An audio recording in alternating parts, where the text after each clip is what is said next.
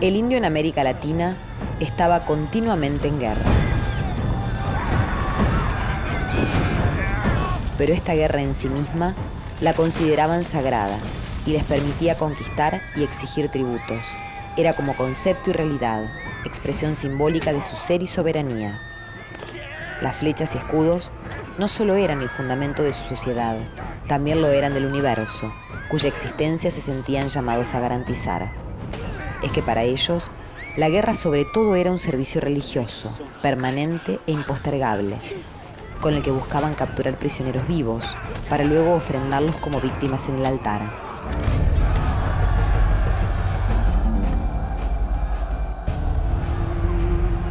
Era un apostolado bélico, que les posibilitaba cosechar corazones, en los que veían la fuente de la vida o movimiento, para alimentar al dios Sol.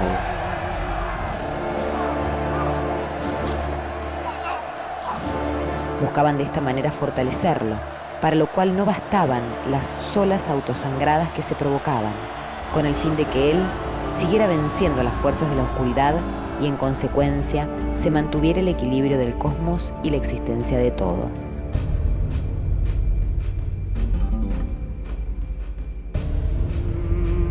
Y a medida que pasaban los años de la caída definitiva de la capital azteca en manos españolas, ocurrida el 13 de agosto de 1521, se acentuaba aún más la desorientación. Vivían un tiempo de temor y de paz mortal. Al decir que las flechas y los escudos estaban depuestos, era por sí sola el planeamiento sintético del drama de los mexicanos. Las flechas y escudos no solo eran el fundamento de su sociedad, también lo eran del universo, cuya existencia se sentían llamados a garantizar.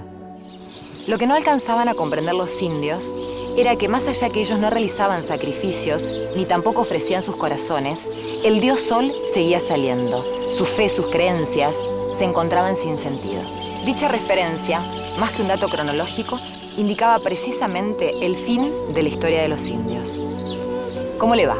Decidimos juntarnos con el padre Leandro Chitarroni y Lucas Giugia para presentarles la historia de Nuestra Señora de Guadalupe.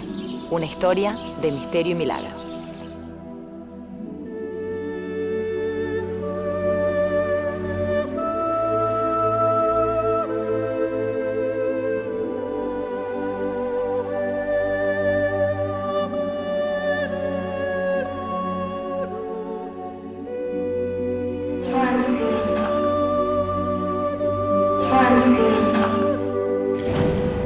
Padre, ¿quién era Juan Diego? Bueno, Juan Diego fue el indio al que se le apareció Nuestra Señora de Guadalupe. Al momento de las apariciones, él ya era un hombre mayor y viudo. Sabemos con certeza que Juan Diego era un indio noble porque él tenía propiedades. Muy probablemente también haya sido un príncipe. Lo que también es cierto que en el momento de que se le aparece la Virgen de Guadalupe, sabemos por la historia del milagro que él era pobre, más pobre que si siempre hubiera sido pobre. Justamente ese fue el destino de la nobleza indígena que peleó a favor de Cortés en contra de otros indios. Cortés provocó una guerra civil entre ellos, y los que habían peleado a favor de Cortés, luego de alcanzar la victoria, fueron traicionados por el español. El relato lo muestra entonces como un macehual o un hombre del pueblo. El Nicán Mopowa enfatiza su pobreza a tal punto que antes del milagro anda solo y debe esperar para ser atendido.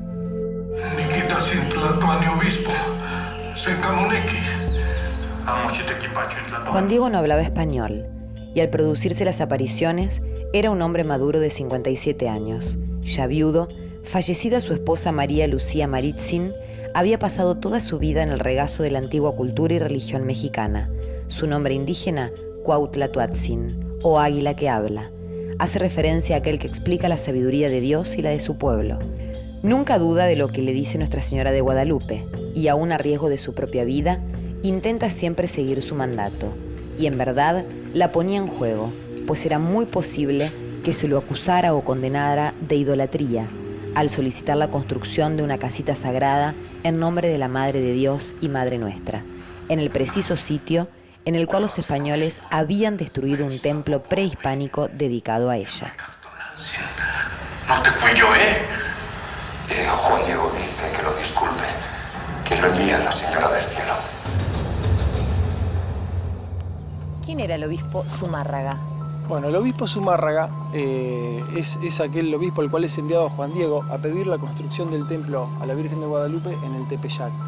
Al igual que todos los sacerdotes que venían en esa época, la aspiración de Zumárraga era extirpar a los indios todas sus antiguas creencias. O sea, la idea de ellos era o convertir a los indios o eliminarlos. Sin duda, él fue en ese marco donde la Iglesia no concebía la evangelización sin ligarla a la imposición de un modo de ser, de una cultura. Zumárraga fue un buen obispo, porque él trabajó por el bien de los indios, concretó muchas iniciativas que favorecieron la vida en general de los indios. Ahora, claro, por toda su formación y en ese contexto más amplio que recién decíamos, era realmente la persona más difícil a la cual podía ser enviado Juan Diego en ese momento para aprobar la construcción de un templo a la Madre de Dios, y donde había habido un templo prehispánico que había sido destruido por el español. Incluso el mismo Zumárraga escribe en 1530 que él ha destruido más de 30.000 templos e imágenes indígenas, porque la idea era sustituir esa religión. ¿Cómo convence Juan Diego al obispo? Zumárraga era inquisidor, o sea, y examina a Juan Diego con todo rigor, buscando, en este caso, el error de Juan Diego. Lo somete a preguntas muy precisas, a interrogatorios muy duros, pero de los cuales de todos esos interrogatorios Juan Diego sale airoso. Ahora, sin embargo, todavía no le cree. Levántate, hijo. Te oiré más despacio y pensaré en la voluntad y el deseo con que has venido. Diego, acompáñame.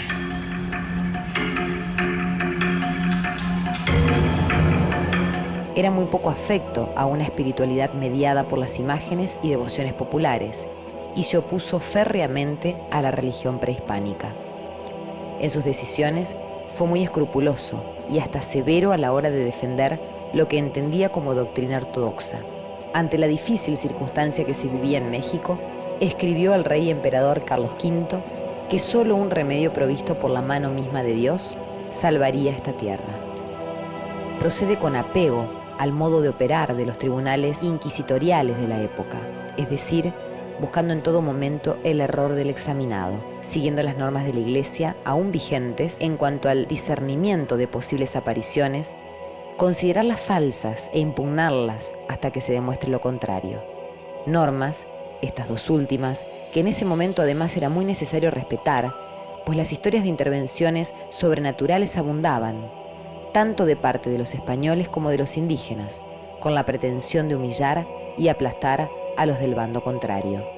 Escuchamos que al despedir al vidente de la Madre Celestial, manda el obispo a algunos de su absoluta confianza a seguir y vigilar al indio, con la misión de espiar e informar sobre los lugares y personas que frecuentara. Sabemos con seguridad que Zumárraga siempre tuvo miembros de su familia y criados muy cercanos. En su caso, el modo prejuicioso y despectivo con que ellos tratan a San Juan Diego antes de la estampación de Nuestra Señora de Guadalupe expresa nítidamente cómo los europeos casi en su totalidad se vincularon con los naturales de América en general. Pensaban que los indios se hallaban en poder del demonio e infectados por su perversa e idolátrica religión y consecuentemente buscaban o convertirlos, sustituyendo sus creencias, o exterminarlos si no lograban dicha conversión.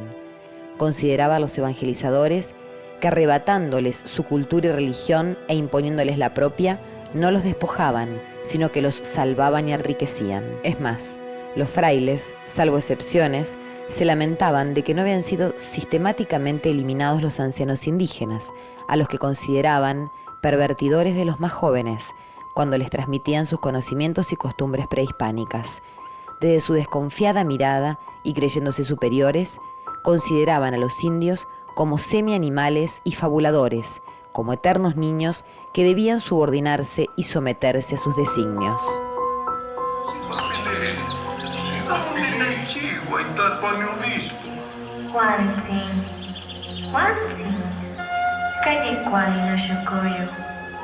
Nikan mostlauk sepat igualas, iniktikit kilitliu, huitepishki intlan el tilistli. Inescayotl, Inmixtlatlaninia. Cuando el mensajero tenía que ir a buscarla, no lo hace, pues tiene que ocuparse de su tío Juan Bernardino, que se hallaba mortalmente enfermo. Salió deprisa Juan Diego por camino distinto para no ser encontrado por Nuestra Señora y cumplir así la encomienda de su tío. Mas sucedió que la Señora del Cielo lo atajó. Agnoshokoyo Juanzin, Campaintillao, Campaintixtio. Sí, guapilé. Que no te mistinalti. Nictequipacho sin moñoloxi. No naciste tlatilolco. Mostla, unicuicas motlatolsin. Mashikaki Noshokoyo. Macatlin Mitzmauti. Macamucan Mochihu y Moyol. Macamu Mistequipacho y Cocolis Motlatzin. Camo Quimiquis. Cuishamo Nicanica ni Monanzin. Lech, mactilinesca en tlatuanio obispo. Xitleco Noshokoyo. Y Nicpac Intepetzintli. Un cantiquitas de Papan Xochitl. Xicteteki. Xicnexico. Nicanlishpa. Xigualhuica. Y cuando llegó a la cumbre, se asombró de que hubieran brotado tantas exquisitas flores. Era el mes de diciembre, en que todo lo echa a perder el hielo. Zumárraga le dice a Juan Diego, es muy necesario que esa señora me mande una señal para que pueda creer en tu palabra. Y bueno, lo que convence a Zumárraga realmente es la estampación de Nuestra Señora de Guadalupe en la tilma de Juan Diego y también la curación del tío de Juan Diego, que estaba moribundo y es milagrosamente curado. Aquí está la señal que envía la Señora del Cielo. Shiseli. Y Camo Yolotzin. Dígnate a recibirla.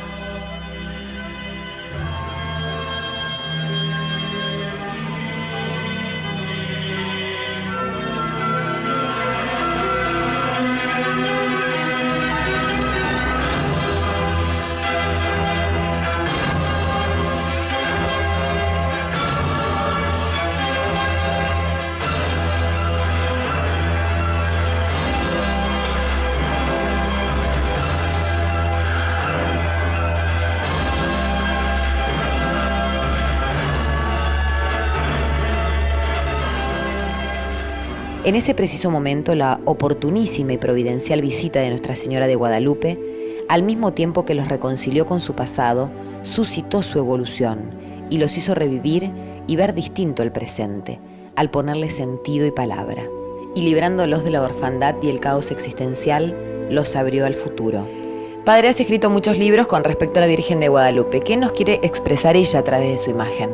Bueno, primero que su mensaje es un mensaje de mucha esperanza, que llenó de futuro a ese pueblo que se sentía morir en el sinsentido, que eran los indígenas.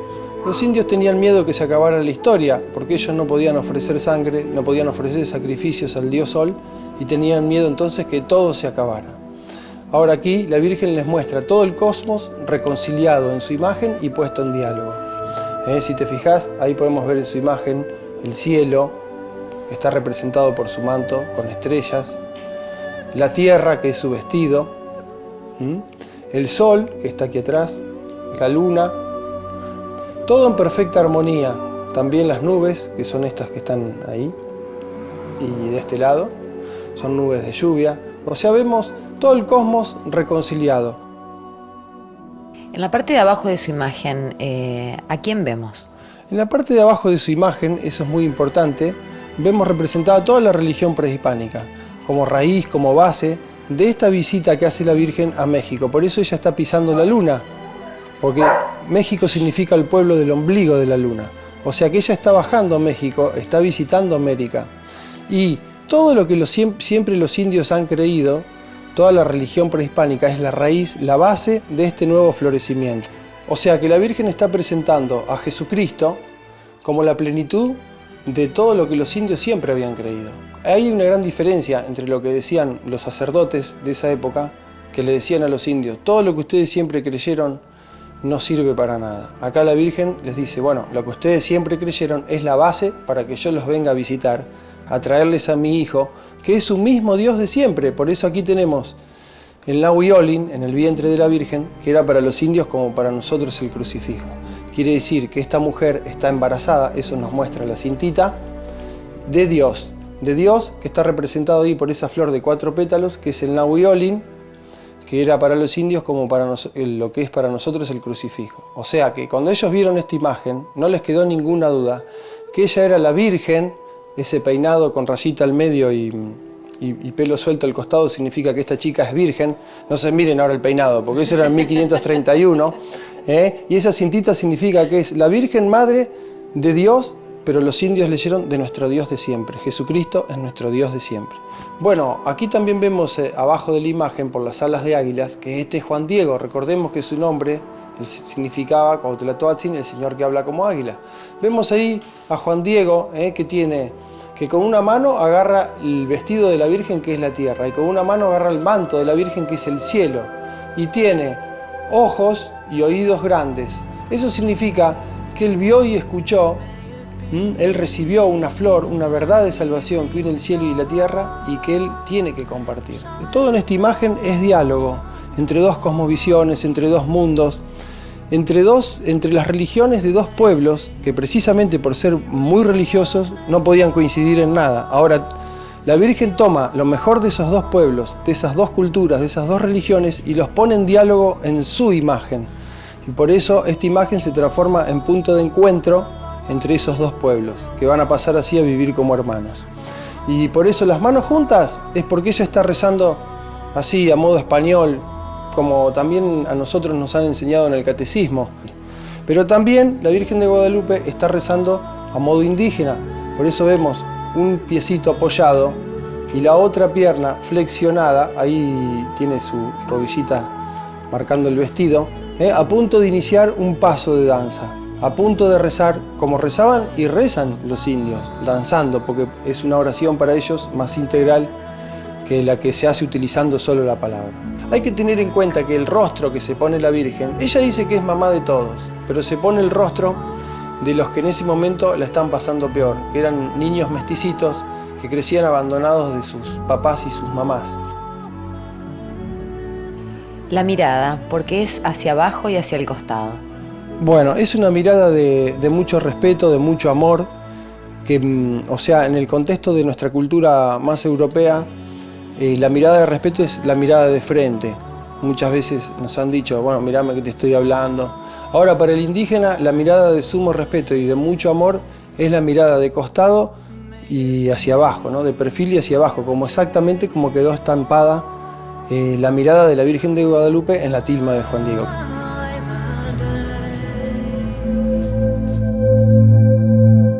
Era el último programa de Sensación Térmica, un programa que hacemos con muchísimo placer, y decidimos hacer el tema de la esperanza. Entonces íbamos a visitar a todas las religiones para que den un último mensaje alentador. En el armado de producción quedamos en que un grupo iba a ver a una parroquia al padre Leandro, primo de nuestro editor. Y mi primo, si bien habló de la esperanza, me dice, ¿no querés que cuente un poquito la historia de la Virgen? Porque esto también tiene que ver con la esperanza, porque esta Virgen es muy milagrosa. No, pero escúchame, la Pipi me dijo que específicamente que hables de la esperanza.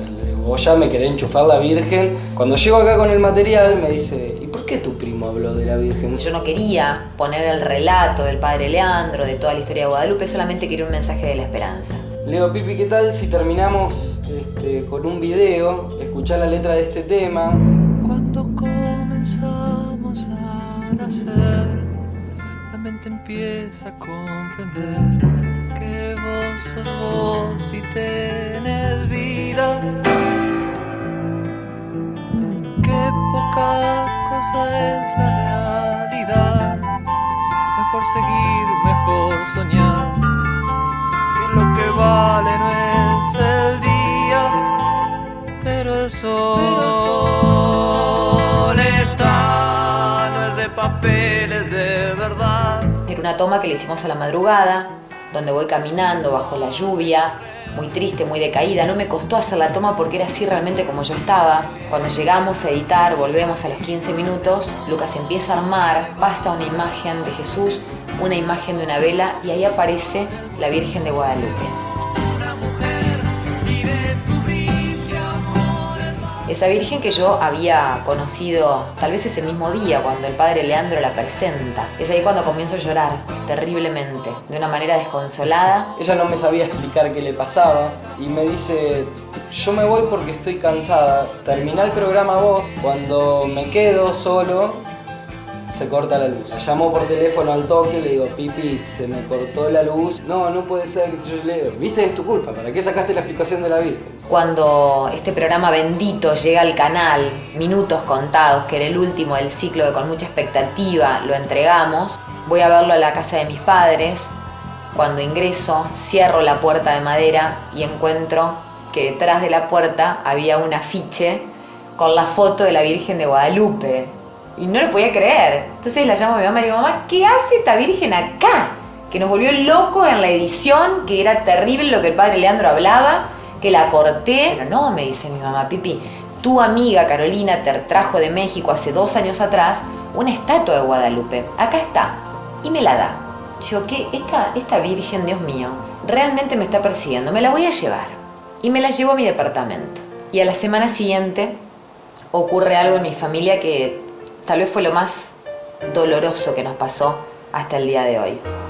Mi hermana María de la Paz estaba casada con Geri, tenían una hija, Mora, en ese momento de 5 años, y Paz estaba embarazada, transitando el 4.º mes de embarazo. Nosotros con una felicidad extrema. Al viernes siguiente de la emisión de este programa, recibo un llamado de mi hermana donde me dice que, llorando, que su marido había tenido un accidente, que Geri se había matado en Santa Fe. Fue una situación muy difícil. Lo primero que hice fue reaccionar, temblar, pasé por todas las sensaciones sabidas y por haber. Me acordé de Guadalupe, y cuando llegué a mi departamento la puse de espaldas. Estaba como enojada con ella, el dolor era muy grande y sentía que se me había desprendido el alma del cuerpo. Por eso es que digo que a Guadalupe la conozco a través del dolor. Más dolor aún me causó, ni hablar a mi familia, cuando a los 5 meses siguientes nace el bebé, Carmelo, y muere a la semana por un problema de salud. Es ahí cuando realmente a los gritos la vuelvo a dar vuelta y le digo que necesito su ayuda. Y es ahí cuando yo comienzo a hablarle en voz alta a Guadalupe. Al día de hoy han pasado 2 años, nos cuesta salir adelante, tratamos de vivir este dolor como una demostración de fe, pero Guadalupe en estos 2 años me ha enseñado que a través del dolor se puede seguir caminando. Guadalupe poco a poco fue llenándome de amor, toda esa bronca y ese dolor lo va transformando día a día y siguen pasando estas cosas especiales, de yo mirarla y decirle, vamos Guada, ayúdame hasta acá. Guadalupe es quien ha sido mi motor en estos 2 años de tanto dolor y es quien me da la energía y la fe necesaria para poder levantarme, para poder seguir contagiando alegría, más allá que dentro mío todavía hay un poco de tristeza. Una vez que uno le pide con fe, ella está.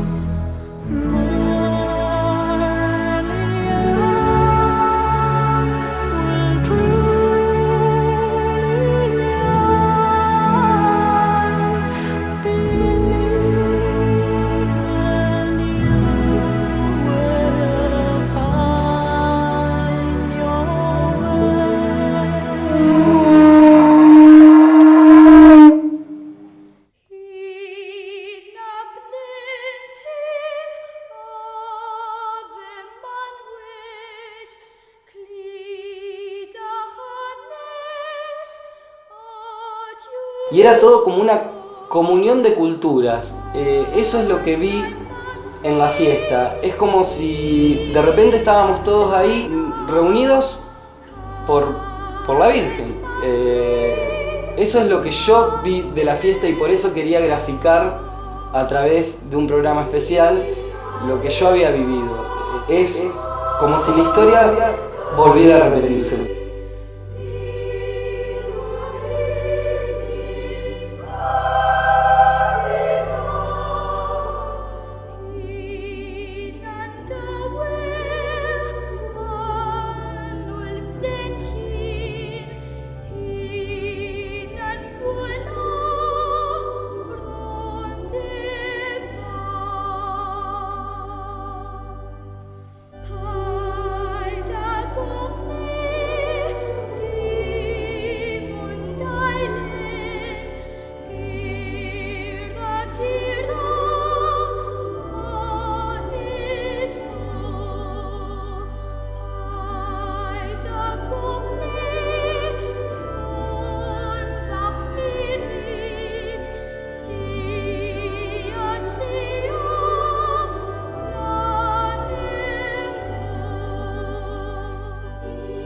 Creemos que nos acercamos más que nada porque somos muy creyentes y muy devotos de la Virgen.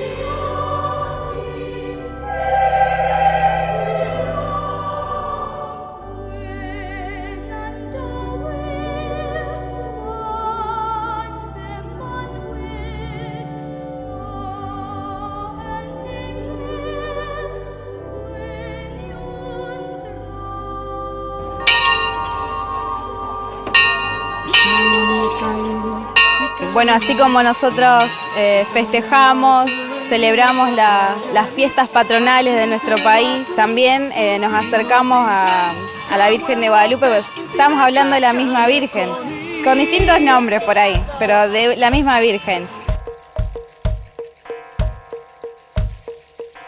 Nos preparamos una semana antes, un mes antes, las ropas, ya vamos pensando todos los años en armar los trajes.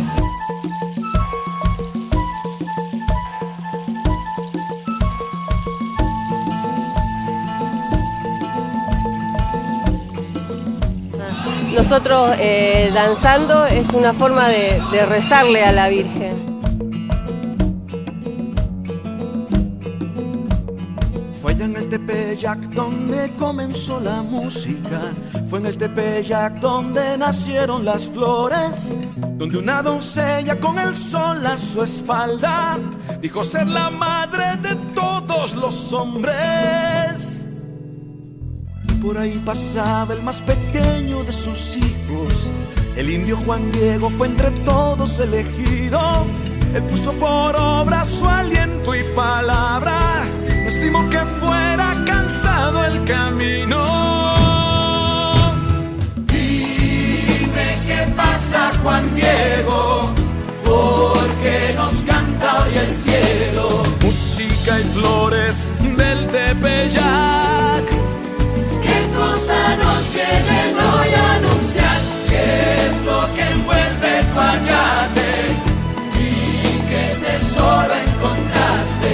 Dinos tu hijo querido, el menor. ¿Qué es lo que dice la Madre de Dios?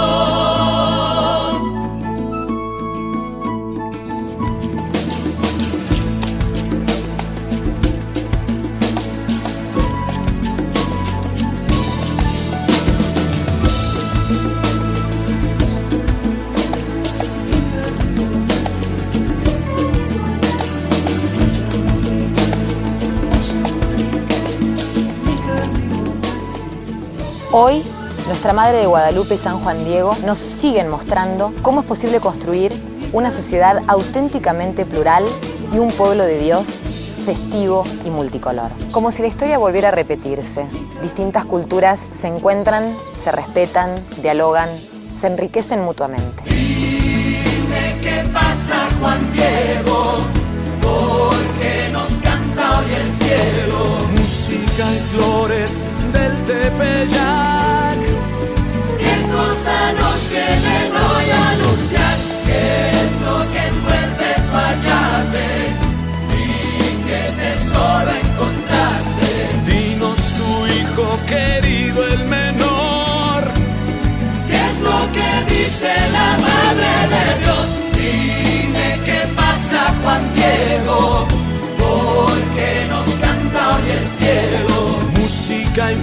flores